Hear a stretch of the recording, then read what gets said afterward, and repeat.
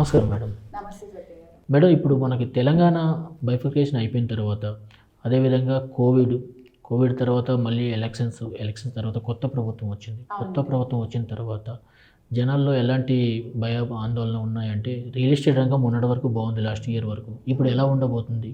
అన్ని ఒడిదుడుకులు తట్టుకొని నిలబడిన రియల్ ఎస్టేట్ రంగం, హైదరాబాద్ రియల్ ఎస్టేట్ రంగం కమింగ్ డేస్లో ఎలా ఉండబోతుంది, ముఖ్యంగా 2024 నుంచి ఎలా ఉండబోతుంది అనేది అందరికీ ఉన్న ఆందోళన. మీరు ఏ విధంగా చూడగలుగుతారు? అండి, మనము ఫస్ట్ ఆఫ్ ఆల్ తెలంగాణలో మేజర్ మీరు అన్నట్టు బైఫర్కేషన్, డిమానిటైజేషన్, కోవిడ్ ఇవన్నీ మనం ఫేస్ చేసాం. బట్ ఇన్ఫ్యాక్ట్ చెప్పాలంటే ఇవి రియల్ ఎస్టేట్ రంగానికి పెద్దగా ప్రభావం చూపించలేదని చెప్పాలి. ఎందుకు అంటే స్టేట్ బైఫర్కేట్ అయినప్పుడు రీజనల్ పార్టీ ఉన్నింది కాబట్టి ఆ సెంటిమెంట్ ఇండెక్స్తో ప్రోగ్రెసివ్గా ఇన్వెస్ట్మెంట్స్ అనేవి ముందుకు వచ్చాయి. వెరాజ్ మనం రియల్ ఎస్టేట్ సెక్టార్లో ఇన్వెస్ట్మెంట్స్ బేస్డ్ ఆన్ రెసిడెన్షియల్, కమర్షియల్లో చూసుకున్నట్లయితే మనకు సెకండ్ టర్మ్లోనే అగ్రెసివ్గా ఉన్నాయి. ఎందుకంటే first time is adaptability to the new government, second time is the continuation of the first government. Whereas now మనకు న్యూ గవర్నమెంట్ ఫామ్ అయింది. ఇప్పుడు ప్యాటర్న్ అర్థం చేసుకునే పొజిషన్లో ఇన్వెస్టర్స్ ఉన్నారు. Even investors are to the business చేసే పీపుల్ కానీ అసలు వీళ్ళు వేటి మీద ఫోకస్ చేస్తారు అంటే, ప్రీవియస్ గవర్నమెంట్ యొక్క patterns are very much clear. They were much focused on to the IT sectors, employment generation, ఇలాంటివన్నీ ఉండే అనమాట ఐటీ రిలేటెడ్గా. వెరాజ్ ఈ గవర్నమెంట్ వేటి మీద ఫోకస్ చేస్తారనే దాని మీద పీపుల్ ఇప్పుడు కరెంట్లీ కొంచెం వెయిట్ అండ్ వాచ్ పీరియడ్లో ఉన్నారు. బట్ ఇది ఒక 2 to 3 months మాత్రమే ఉంటుంది. వన్స్ ద అండర్స్టాండింగ్ ఫేజ్ అయిపోయిన తర్వాత మళ్ళీ యాజ్ యూజువల్గా రియల్ ఎస్టేట్ అంటే మన హైదరాబాద్, తెలంగాణలో తీసుకున్నట్లయితే రియల్ ఎస్టేట్ ఎప్పుడు పడిపోలేదు.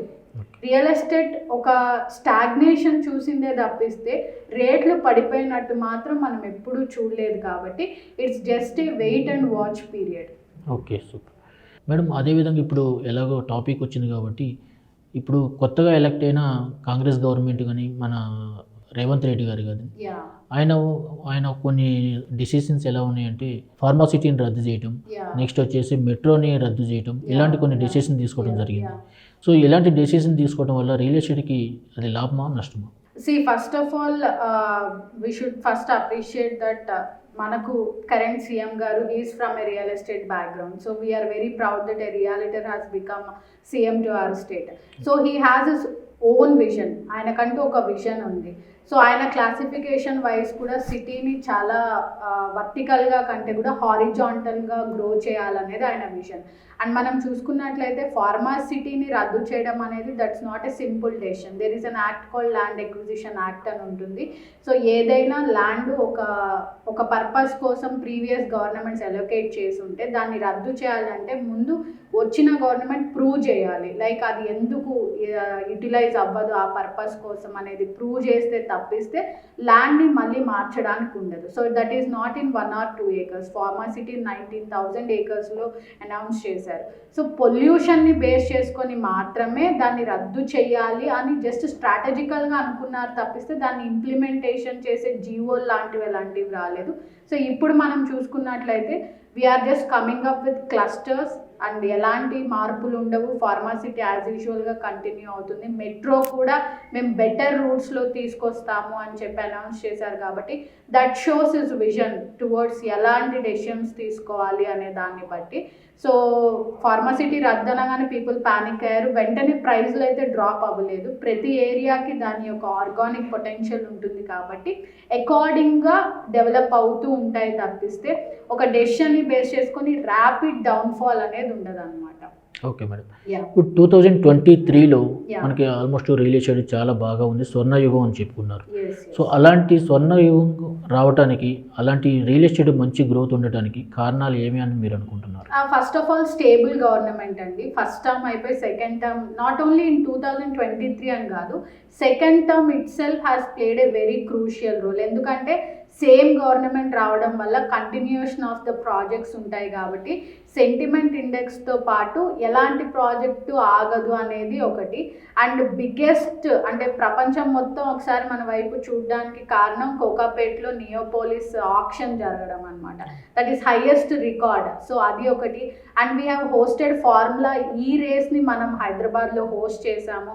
అంటే మనం వీ కాంట్ ఈవెన్ ఇమాజిన్ ఒక ఫార్ములా ఈ రేస్ చూడాలంటే we have to go to foreign countries. అలాంటిది మనం ఇక్కడ ఫార్ములా ఈ రేస్ని హోస్ట్ చేసుకోగలిగాం. And regional ring road, outer ring road itself is మనకు అదొక అది ఒక అసర్ట్, బిగ్గెస్ట్ అసర్ట్ అనమాట. అలాంటిది regional ring road is also and another biggest thing. And దాని ల్యాండ్ అలొకేషన్స్ కానీ ఇవన్నీ. అండ్ మీరు చూసుకున్నట్లయితే ఎవ్రీ మంత్ మనకు we are coming up with 5 to 6 companies, కొత్త కంపెనీస్ ఇన్వెస్ట్మెంట్స్ రావడం. సో వెరీ రేషనల్గా developments of Hyderabad during employment or industrial activities కావచ్చు, ఫార్మాసిటికల్గా కూడా కావచ్చు. మనం వ్యాక్సిన్ ప్రొడ్యూస్ చేస్తున్నాం, కోవిడ్ వ్యాక్సిన్ ఇక్కడ ప్రొడ్యూస్ చేస్తున్నాం. So and incubation centre, T hub, ఇలాంటి ఎన్నో కొత్త కొత్త అప్డేట్స్తో మనము సెకండ్ టర్మ్ ఆఫ్ సెక్టార్ని చూసామన్నమాట. సో 2023 తీసుకున్నట్లయితే ఇయర్ స్టార్ట్ అయినప్పటి నుంచి కూడా మనకు there is some kind of a very aggressive growth in the residential high రైజెస్లో. అంటే అన్లిమిటెడ్ ఎఫ్ఎస్ఐ ఉండడం వల్ల వెరీ అగ్రెసివ్ ప్రైజెస్ అయిపోయాయి. సో కాబట్టి 2023 అని కాకుండా ఓవరాల్గా second term was very much appreciable in terms of all the aspects. Okay, ఇలాగ 2023 సంభాషణ వచ్చింది కాబట్టి మీకు 2023లో రియల్ ఎస్టేట్ రంగంలో ఉన్న బెస్ట్ మూమెంట్ ఏముంది? 2023 రియల్ ఎస్టేట్లో ఏంటంటే ప్లాటింగ్ సెక్టార్లో we could do a project which is very close to Telangana mobility valley, Mominpet దగ్గర. సో ఆ టైంలో మేము అక్కడ ఒక పర్టికులర్ ప్రాజెక్ట్ని ఐ వాస్ మార్కెటింగ్ చేస్తుండే. That's the biggest thing. ఇప్పుడు అక్కడ ఎకరం వచ్చేసరికి it is close to 2 crores with in a span of 1 yearలో అనమాట. సో అంటే కొనుక్కున్న ఇన్వెస్టర్స్ మాకు ఎప్పుడు బెస్ట్ మూమెంట్ ఎప్పుడు ఉంటుందంటే కొన్న వాళ్ళు ఎప్పుడైనా మాకు ఫోన్ చేసి there is an appreciation in our మేము కొన్న ప్లాట్లో అప్రిసియేషన్ ఉంది, గజం మేము ఇంత కొన్నాము, ఇంతకు అమ్ముడు పోతుంది అని చెప్తే that is very much proud moment for us అనమాట. యా. సో 2024ని ఎలా ప్రొడక్ట్ చేస్తారు మేడం? రియల్ ఎస్టేట్ రంగంలో ఎలా ఉండబోతుంది అనుకుంటున్నారు హైదరాబాద్? యా, సెంట్రిక్గా మాట్లాడుకోవాలంటే first of all new government వచ్చింది కాబట్టి పీపుల్ అందరూ ఒక కైండ్ ఆఫ్ పానిక్ స్టేజ్లో ఉన్నారండి. అంటే వాట్ కైండ్ ఆఫ్ డెవలప్మెంట్స్ చేస్తారు వీళ్ళు, అంటే ఒక ప్యాటర్న్ ఏంటి, ఎటు సైడ్ డెవలప్ చేస్తారు. ప్రీవియస్గా ఉన్నప్పుడు ఒక ఏరియా మాత్రమే ఫోకస్డ్గా ఉండేది, దట్ ఈస్ కాల్డ్ వెస్ట్ హైదరాబాదే ఉండేది. సో ఇది ఇప్పుడు వీళ్ళు వేటి మీద ఫోకస్ చేస్తారు అంటే మనం some known channels and verified ఆర్టికల్స్ని బేస్ చేసుకొని రేవంత్ రెడ్డి గారికి ఒక విజన్ ఉంది. That vision is nothing but Hyderabad నుంచి ఔటర్ రింగ్ రోడ్ వరకు urban Telangana, outer ring road నుంచి రీజనల్ రింగ్ రోడ్ వరకు suburban Telangana, regional ring road నుంచి తెలంగాణ బార్డర్స్ వరకు రూరల్ తెలంగాణ, ఈ మధ్యలో టౌన్షిప్స్ని తీసుకురావాలి అనేది ఆయనకున్న విజన్ అనమాట. దీని ప్రకారం చూసుకుంటే మనకు కుకట్పల్లి హౌసింగ్ బోర్డ్ లాంటి కాలనీస్, టౌన్షిప్స్ వచ్చే స్కోప్ ఎక్కువ ఉంటుంది. అలా వస్తే మధ్యతరగతి వాళ్ళు కూడా ఇల్లు కొనుక్కోగలుగుతారనమాట.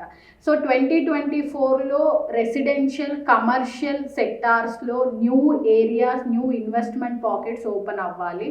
అప్పుడే ప్రతి ఒక్కరి కళ లేదా ఇల్లు లేదా ప్లాట్ కొనుక్కోవాలన్న కళ నెరవేరుతుంది. అలాంటి చేంజెస్ కూడా తీసుకురావాలని మేమందరం అనుకుంటున్నాం ఎక్స్పెషల్లీ. Super madam. ఇప్పుడు జనరల్గా కొత్త ఇన్నోవేషన్స్ వస్తున్నాయి మేడం, అన్ని రంగాల్లో ఇన్నోవేషన్స్ వస్తున్నాయి. నెక్స్ట్ వచ్చేసి ఏఐ లాంటి ఆర్టిఫిషియల్ ఇంటెలిజెన్స్ లాంటి కొత్త ఇన్నోవేషన్స్ అన్ని రంగాల్లోనూ వస్తున్నాయి. సో రియల్ ఎస్టేట్ రంగంలో ఆర్టిఫిషియల్ ఇంటెలిజెన్స్ ఏ విధంగా యూజ్ అవుతుందని మీరు అనుకుంటున్నారు? ఫస్ట్ ఆఫ్ ఆల్ ఈ ప్రశ్నకి ప్రిసైజ్గా చెప్పాలి అంటే ఒకవేళ టెక్నాలజీ వస్తే virtual tour of the projects already మనకు రెసిడెన్షియల్ ప్రాజెక్ట్స్లో ఉంది. There are couple of reputed builders who are visualizing their projects walk through video 3D walk through videos already చేస్తున్నారు. సో అదే మనం 100 కిలోమీటర్లు వెళ్ళి ప్రతిసారి సైట్ చూసి రాలేని వాళ్ళు, లేదా అంటే ఫారిన్లో ఉండి ఎన్ఆర్ఐస్ అయి ఉండొచ్చు, వాళ్ళు ప్రతిసారి ఎవరో ఒకరి హెల్ప్ తీసుకొని వాళ్ళని సైట్కి పంపించాలి, అక్కడ డిలే అవుతూ ఉంటుంది. అలాంటప్పుడు ఏంటంటే మెటావర్స్, ఏఐ ఇలాంటి టెక్నాలజీస్ ఇన్నోవేషన్స్తో వర్చువల్ టూర్స్ని క్రియేట్ చేసేలాంటి టెక్నాలజీస్ ఖచ్చితంగా వస్తాయి.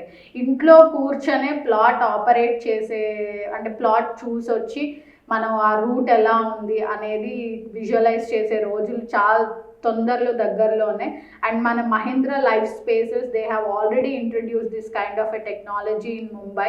సో వాళ్ళు ఆల్రెడీ వాళ్ళ ప్రాజెక్ట్స్ని విజువలైజ్ చేయడానికి they have created this kind of టెక్నాలజీని క్రియేట్ చేశారు. సో సూన్ మనం టెక్నాలజీకి అడాప్ట్ అవుతాం. ఓకే మేడం, మీరు ఆల్మోస్ట్ ఒక 5 to 7 years నుంచి ఈ రియల్ ఎస్టేట్ రంగంలో ఉన్నారు కదా. కొత్తగా ప్లాట్ తీసుకునే వాళ్ళకి మీరు ఇచ్చే సూచనలు ఏంటి? ప్లాట్ అనేది ఇన్వెస్ట్మెంట్. అది ఫస్ట్ ఆఫ్ ఆల్ ఎసర్ట్ అని చెప్పాలి. ఎందుకంటే మనకు క్లాసిఫై చేసుకుంటే ఎసర్ట్స్, లయబిలిటీస్ అంటాము. సో ప్లాట్ అనేది ఎసర్ట్ కింద భావించాలి మనం. సో ఎసర్ట్ ఏ రకంగా మనకు ఉపయోగపడుతుంది అంటే, రేపు పొద్దున మనకి ఏదైనా ఇమీడియట్ నెసెసిటీ ఉంది, ఎడ్యుకేషన్ లోన్ కావాలో లేకపోతే పిల్లలకో దేనికో దానికి ఈజీగా డిస్పోజ్ చేయగలుగుతారు. బట్ ల్యాండ్ అంటే plots they are long term investments. అవి 3 to 10 years మధ్యలో ఎప్పుడైనా అప్రిషియేట్ అవుతాయి. సో కాబట్టి లాంగ్ టర్మ్ ఇన్వెస్ట్మెంట్ కిందనే వీటిని కన్సిడర్ చేయాలి టు సీ ద అప్రిసియేషన్ అనమాట. ఫస్ట్ ప్లాట్ కొనే వాళ్ళకి మనం చెప్పాల్సింది ఏంటంటే, ముందు మీ దగ్గర ఎంత బడ్జెట్ ఉంది, ఆ బడ్జెట్లో మీకు ఎలాంటి ప్లాట్ దొరుకుతుంది, ఎన్ని గజాలలో ప్లాట్ దొరుకుతుంది, ఏ రూట్లో ప్లాట్ దొరుకుతుంది అనేది క్లాసిఫికేషన్ చేయండి. ఇప్పుడు మీరు ప్లాట్ తీసుకునేటప్పుడు అప్రూవ్డ్ లేఅవుటా, ఫామ్ లేఅవుటా, ఏంటి మీ బడ్జెట్ తెలిస్తే నెక్స్ట్ ఏ లేఅవుట్లో ఇన్వెస్ట్ చేయాలి, అప్రూవ్డ్కి వెళ్ళాలా లేకపోతే ఏంటి అనేది తెలుస్తుంది. అలా తెలిసిన తర్వాత ఎన్ని ఇయర్స్ మీ ఇన్వెస్ట్మెంట్ అక్కడ స్టక్ అయిపోయినా పర్వాలేదు అనేది కూడా క్లాసిఫై చేసుకోండి. దాన్ని బట్టి మీరు స్లోగా కీప్ ఇన్వెస్టింగ్. అండ్ ఇన్వెస్ట్మెంట్ కూడా it's like of a rotation అండి. 5 yearsలో అప్రిసియేషన్ వస్తే తీసేసి మళ్ళీ ఇన్వెస్ట్ చేస్తూ అట్లా ఒక మంచి అమౌంట్ పూల్ అయిన తర్వాత మీకు ఏదైతే డ్రీమ్ హోమ్ ఉంటుందో లగ్జరీ డ్రీమ్ హోమ్ని కొనొచ్చు అనమాట. ఓకే, అంటే ప్లాట్ కొనాలన్నా ఇల్లు కొనాలన్నా ముఖ్యంగా కొన్ని ప్రాబ్లమ్స్ ఫేస్ చేస్తూ ఉంటారు కస్టమర్స్. సో అలాంటి వాటి మీద మీరు ఏమైనా సూచనలు ఏమైనా ఉన్నాయా? ఫస్ట్ థింగ్ వచ్చి మీరు కనిపించే అడ్వర్టైజ్మెంట్స్, హోర్డింగ్స్, బ్రాండ్ అంబాసిడర్స్ని బేస్ చేసుకొని అస్సలు కొనకండి. ఈవెన్ నేను I'm in to real estate sector, even I'm a doctor, entrepreneur అయినా సరే మీరు నన్ను కాదు చూసి కొనాల్సింది, డాక్యుమెంట్ని చూసి కొనండి. Go through all the legal procedures, అన్ని లీగల్ ప్రొసీజర్స్ అన్నిటినీ గో త్రూ అవ్వండి. మీరు ఒక కంపెనీకి వెళ్ళారు, అక్కడ మీరు ఒక ప్లాట్ కొంటున్నారు, సో ఆ వెంచర్ డీటెయిల్స్ ఏంటి, ఎల్పి నెంబర్ ఏముంది, రేరా నెంబర్ ఏముంది. సో అసలు ఫస్ట్ ఆఫ్ ఆల్ వాళ్ళు ఏదైనా చేయకపోతే మనం వాళ్ళ మీద యాక్షన్ తీసుకునేదానికి వాళ్ళు అసలు రిజిస్టర్డ్గా ఉందా లేదా, ఆ కంపెనీ రేరా రిజిస్ట్రేషన్ చేసుకున్నారా లేదా, డాక్యుమెంటేషన్ పర్లేదు, టైం అయినా పర్లేదు, వాళ్ళు ఫోన్ చేస్తారు మనకు, మేడం మీ డెసిషన్ ఎప్పుడు చెప్తారు, మీరు ప్లాట్ ఎప్పుడు కొంటారు, బుకింగ్ అమౌంట్ పంపించండి, అన్నీ అడుగుతారు మనల్ని. ఏం నష్టం లేదు, టేక్ టైం. ఇంత లక్షలు పెట్టి ప్రాపర్టీ కొనే మీరు 25,000కు ఒక లీగల్ లాయర్ వస్తారు, హైర్ చేసుకొని వాళ్ళ దగ్గర నుంచి అన్ని డీటెయిల్స్ తీసుకొని లాయర్కి చూపించి అంతా ఓకే అనుకున్న తర్వాత మాత్రమే చూడండి. అండ్ నవేడేస్ మనకు ల్యాండ్ రెగ్యులేషన్ యాక్ట్స్ ఉన్నాయి, అండ్ ధరణి వచ్చింది, there are so many other things. ఈరోజు అంత ఈజీ కాదు మనం ఎవరినైనా మోసం చేయడం. బట్ ఏదైనా సరే we have to take a step towards documentation, clear ఉండాలన్నమాట. ఓకే, డాక్యుమెంటేషన్ క్లియర్గా ఉంటే తీసుకోవచ్చు. యా. ఓకే, నెక్స్ట్ ఏ ఏరియాలో తీసుకుంటే బెటర్ అని మీరు? మనకు బేసికల్గా 4 నేషనల్ హైవేస్ ఉన్నాయండి మాట్లాడుకుంటే. సో మనం every area has its own potential. ఇక్కడ ఒకటే లాజిక్ ఏంటంటే, వాళ్ళ ప్రైమరీ హౌస్ ఎక్కడ ఉంటుందో అక్కడ నుంచే వాళ్ళు ఇన్వెస్ట్ చేయడానికి ఇష్టపడతారు. ఇప్పుడు నేను ఉప్పల్లో ఉండే వాళ్ళని తీసుకొచ్చి వికారాబాద్లో ఇన్వెస్ట్ చేయించలేను. సో వెస్ట్ వాళ్ళు వెస్ట్ వైపు ఉంటారు, ఈస్ట్ వాళ్ళు ఈస్ట్ వైపు ఉంటారు, సౌత్ నార్త్. సో వాళ్ళ ప్రైమరీ లివింగ్ని బట్టి వాళ్ళు ఇన్వెస్ట్ చేస్తూ ఉంటారు. సో బట్ యాజ్ మెన్షన్ వాళ్ళ బడ్జెట్కి అనుగుణంగా ఏ ఏరియాలో వస్తుంది అనేది వాళ్ళు తీసుకోవాలని డిసైడ్ అయినప్పటికీ కూడా ఎంత టర్మ్ లోపల రిటర్న్స్ వస్తాయనేది కూడా వాళ్ళు క్యాలిక్యులేట్ చేసుకోవాలన్నమాట.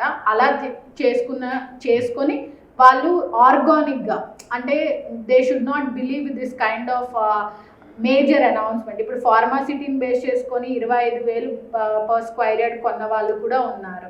ఇప్పుడు సడన్గా అది లేదు అని తెలియంగానే ఒక పానిక్ స్టేజ్ వచ్చింది చూడండి. అలా అవ్వకూడదు. అంటే ఆర్గానిక్ వేలో ఇర్రెస్పెక్టివ్ ఆఫ్ దిస్ అనౌన్స్మెంట్స్ కాకుండా పొటెన్షియల్. అందుకే ల్యాండ్ ఎప్పుడు కూడా విజనరీ ఇన్వెస్ట్మెంట్ అంటారు. ఇట్స్ నాట్ లైక్ స్టాక్స్లా కాదు ఈరోజు రేపు ఫ్లక్చువేట్ అవ్వడానికి.